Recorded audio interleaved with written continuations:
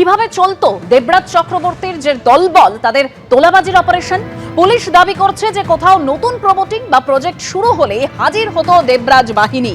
দাবি করা হতো মোটা অঙ্কের টাকা, আর টাকা দিতে না চাইলে প্রজেক্টের নকশায় খুঁত বের করত বিধাননগর পুরসভা। নকশায় খামতি আছে বলে ধরানো হতো সরকারি নোটিশ, বন্ধ করে দেওয়া হতো কাজ।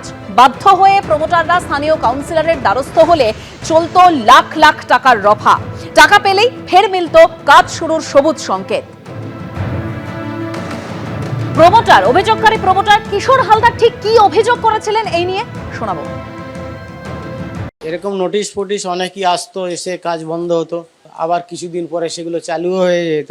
তা এখানে এই টাকা তুলতো দেবরাজ, এইভাবেই টাকা তুলতো, যে কাউন্সিলর করে আর কি, তাদের মিডিয়ার হিসাবে ব্যবহার করতো। দেবরাজ আমাকে পাঠালো যে তুমি সমরেশের সাথে কথা বলে নাও, ঠিক আছে। ধুমকি, সমরেশ আমাকে ধুমকি দিল, কাজ বন্ধ করে দেবো, তোমার কোন বাবা আছে বাঁচাবে। পুরসভা নোটিশ পাঠাচ্ছে, কিন্তু টাকা দিলে আর পুরসভার তরফ থেকে সেটা কোনো রেসপন্স আসতো না? না, সেরকম কোনো রেসপন্স আসতো না। ফের কাজ শুরু করা, ফের কাজ শুরু।